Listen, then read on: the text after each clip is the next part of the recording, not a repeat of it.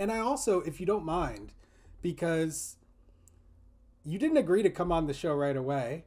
You kind of like scoped me out a little bit for a while, and then you eventually did the pre-interview, and then you came on. Would you mind, number one, giving your final thoughts, and number two, telling people what made you make the decision to actually come and talk to me about this subject matter? Mm. What I have to tell the people, I think the sad thing is we spent 2 hours on this and we didn't even scratch the surface of everything there's to be talked about. This is such a rich and frustrating and also very satisfying topic intellectually that I encourage really everybody to really, really engage with it because it does shape your daily experience and it does shape how you live and it does shape the politics around you and the world around you in a way that until you engage with it, you may not even realize.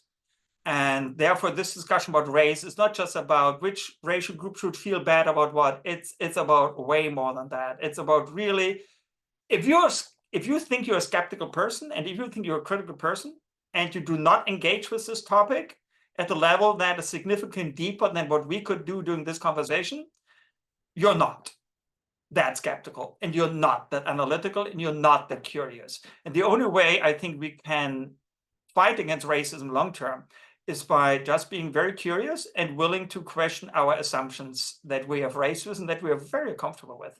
Maybe our assumptions are right? Maybe some of the assumptions we have are correct. It doesn't matter what they are. But unless you question them and tested them and made them bulletproof, you have nothing. You heard it here, everybody. You heard it here. Yeah. And what about I just liked you. I like the fact that you were willing to engage with some of the biggest idiots that one could possibly engage with, and that you showed that level of patience. And was, if you can talk to these idiots, I think we can talk to each other as well. So I guess I appreciate that. I try to racism is so dehumanizing, and I try to be the antithesis of that. I try to treat everyone like the human being that they actually are because that's reality. And so like, and frankly, and another thing is you asked nicely.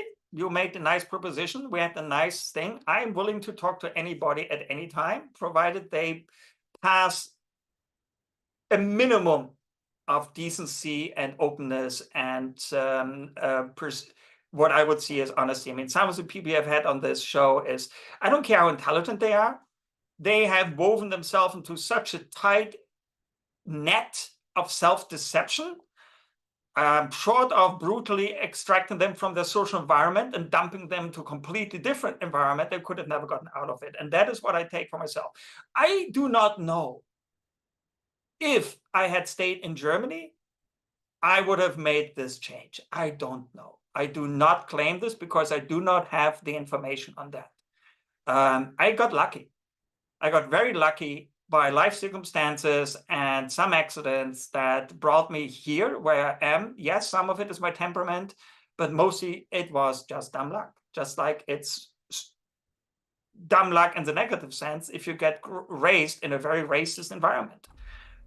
So if you're not a racist, if you don't feel you're racist, maybe question that too. To the audience, this is directed. If you think you don't have racist biases, you better check them. Because if you don't know your racist biases, they're going to bite you. And they're going to bite other people at some point. Because you have them. You cannot not have them.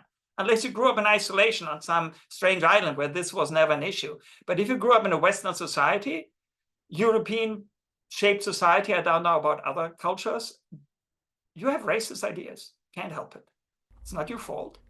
You didn't do it, but it's your damn responsibility to do something about it. I think that's a great place to leave off. Thank you so much, brother. I appreciate your time. I appreciate your wisdom. I appreciate you sharing your experience. I'm very grateful to you, Dietwald. Thanks, brother. Thank you.